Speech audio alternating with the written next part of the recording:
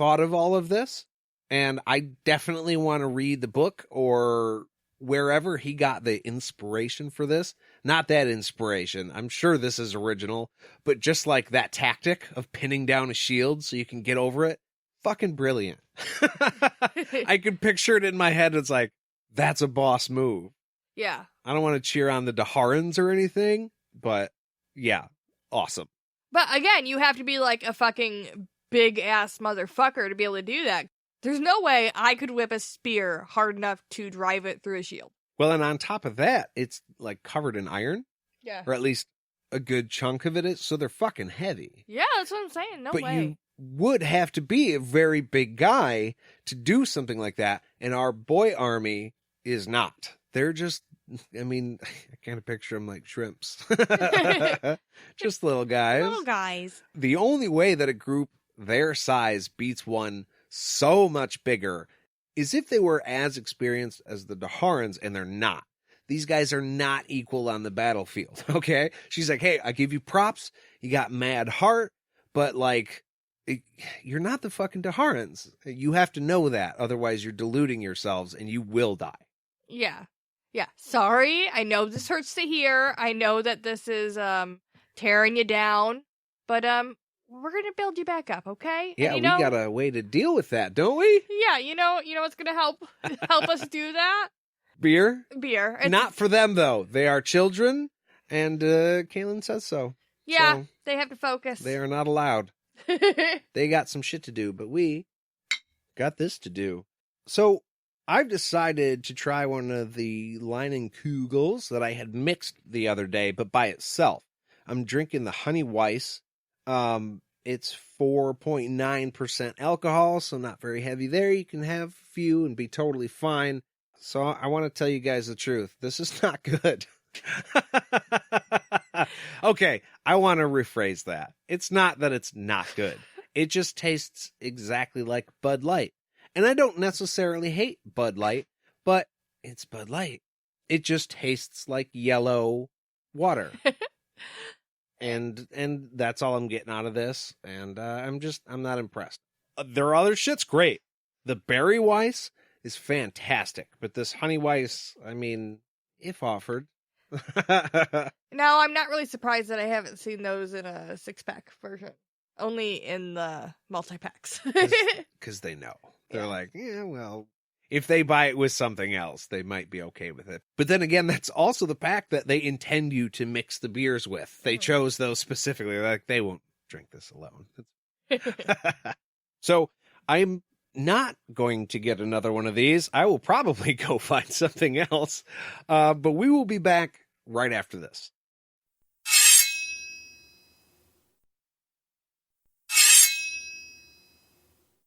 And we are back. So, like I was saying, Kahlan says that these boys can win, but they aren't going to do it the way they were trained. They are going to do it the way Kahlan wants it done, because she's a boss. Yeah. From this day forward, also, they are no longer boys. Now, she sees them as men. And you know what? We do too. So, I know you're about to go to work, so you can't have a beer yet, but, and we know that you're about to go to work, so you can't have a beer yet, but, cheers, fellas. Respect.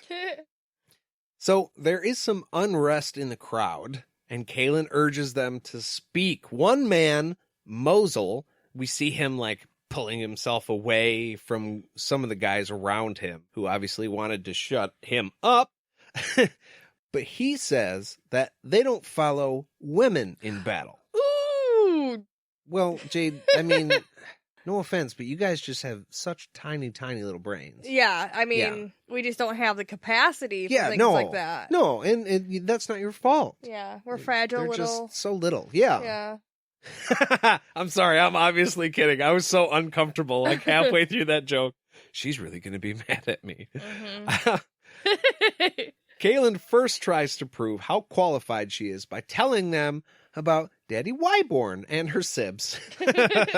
And when that doesn't work, she falls back on the old reliable, I'm the fucking mother confessor.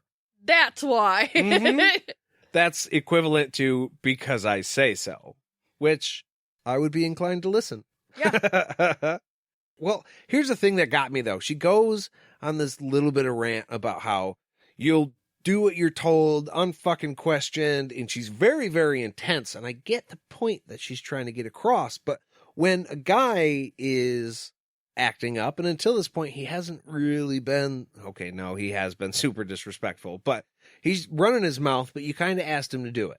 Yeah. You didn't ask him to be an asshole, but like, you're like, hey, be honest with me. What are your thoughts? So this happened. But then she tells them that if she orders them to walk into a lake, they're going to do it until they're breathing water and seeing fishes. And I was like, okay, that's probably not a good way to win them over, though, right? Yeah, no, that sounds like the opposite of what we're trying to instill here with your side, right? There's all this camaraderie and brotherhood. And she's like, but if I want to kill you, you'll just die. Yeah. In terms of battle, sure, that makes sense. But wait, will you direct us to just walk into a lake and die? Because I have questions. Right. And hey, I don't agree with Mosul, but if that's what the plan is going to be, then I think I'm good. Yeah, maybe not. Then she goes on to tell them, though, that last night she also killed the fucking wizard and saved all their asses, because there's no fucking way they would have been able to get into the other camp and kill anybody. Yeah, I mean, they fucking owe her one. With the knowledge that Kahlan has, she knows damn well that if they got any closer to the order, they would have been killed. Mm-hmm.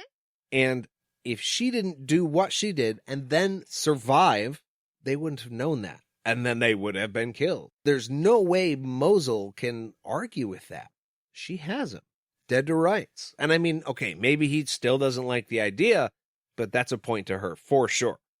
And Ryan stands up for her at this point, too, and he's like, hey, we're going to follow her into battle like we swore we were going to do when we gave our fucking oaths. So, like, do that, okay? I fucking love how he was going to shut Mosul up. He's like, hey, look here, you piece of shit, and Kahlan calms him down. Which is another power move, like, hey, buddy, I have it handled, okay? It's fine. And he, like, clasps his hands and kind of sheepishly smiles, like, sorry, I tried. He did actually accomplish, but I thought it was funny. Yeah. But Mosul won't shut up, and he says he didn't sign up for the Midlands army, only the Kahlan army, and why the fuck should they die for the Keltons? And Kahlan is like, hey, I'm not forcing anybody, but you gotta decide right now. And, I mean, at this point, it's not really about the Kelton. Like, you're kind of a piece of shit if you don't recognize that not only did these people fuck your family, like literally your family and friends over, but they're going to do this to another town. So it really doesn't matter if they're Keltons or not. So like you saying that thing that you just said nullifies everything else that you said, even if you weren't being a misogynistic bastard before that. Well, my thing is you're ready to go kill those other people. All right, okay, maybe not Mosul, but if you had complicated feelings about fighting for another country, but you're totally willing to go and kill another country or countrymen, like those are two ideas that kind of go hand in hand. Like that group you're about to kill is from everywhere. So you're going to help everybody with everybody to go take care of that problem that affects everybody. And now you have a problem with it? If it's going to help Keltons, yeah. Fuck those shit boxes. I mean, especially when you have proof now that it's not just Keltons. If you're from Gallia, you were thinking that Keltons were being a problem. And if you were from Kelton, as we know, you think Gallians are being a problem. Right. And in the reality, both of you are pieces of shit. So now you're going to fight this fight and you're going to fix it. Now fucking shake hands. Or you can wear the timeout shirt together. You get the dunce helmet. Give him the wooden sword. No, we got to do it. You get the fucking wooden sword now. Sorry. Don't fucking run your mouth to the boss. Kahlan tells these guys if they don't want to lay down their lives for this, then you need to go. If you stay, you're gonna fucking listen to me. We don't have time for bullshit right now. I'm the boss, bitch. Don't forget. Right. Which also means fuck around and find out. Yeah, basically. That's the equivalent. But Mosul, he's a stubborn bastard. He won't follow any woman into battle, and he does the whole, who's fucking coming with me thing. And he gets 67 new friends. 67 new friends that were counted instantly. Yeah. Kahlan's a really good counter. I was very impressed. She has to be at least a little ways away. And even if not, suppose Mosul and his group of buddies were right there front and center, it would have still been difficult to tell. She's eagle eye, man. Right.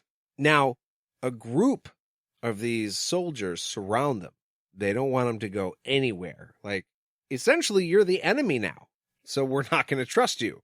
Smart move. Kahlan tells them, leave them alone, let them go. And then she changes the topic.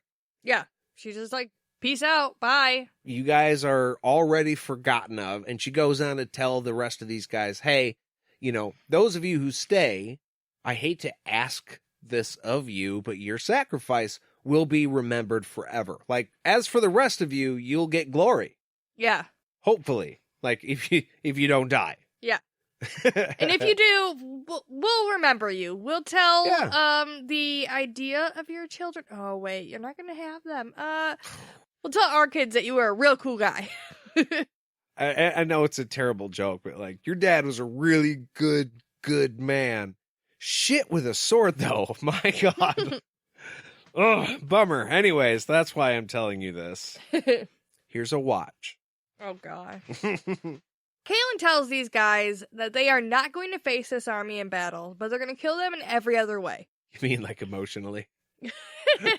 Yes. One of the men mentions the code of honor, and Kahlan's like, hey, there's nothing fair about war, and no honor in killing. We're just trying to get this done. Dead is dead, motherfucker. Yeah, they were super honorable when they raped your mother. Yeah. Mm-hmm. And remember that, too. She tells him that like twice in this chapter. Remember why we're doing this. And that gets the anger up, like right now. I mean, to be fair, it seems like they waited in lines. So, like, they respected each other enough to wait in lines. This such a fucked up thought. I'm sorry. No, it is, but I just... they're pieces of shit. So, like, don't struggle with this morally, because they're getting what they deserve. Yeah. Whether it's while they're shitting or eating or whatever. It's just, the less of them, the better it's going to be for everybody. Right. And I mean, you're doing this to save more lives. So even if your issue isn't with the fact that you're killing bad men, you're just killing anybody in general. It's like, yeah, you're ending a life, but you're saving so many more. Worth it. Apparently, a couple more guys didn't think so, though, because they, like, left at this point and flipped some people off, which I thought was a weird place to leave. But okay, I guess they have a different moral compass than I do, because, yeah. Once she reminded me about the raping and the killing in the village, I would have been like, yeah, never mind. We're good. It just amazes me that those two guys who, like, flipped everybody off and then left waited until she made that specific point. Yeah. Remember what the bad guys did. And he's like, fuck that, I'm out. Yeah. What? I mean, maybe they were just not okay with the idea of killing these guys when it wasn't face to face, but, like, they went and snuck into your village. Yeah. They didn't exactly ask permission. Or, like you were just saying, they didn't ask to fight you face to face.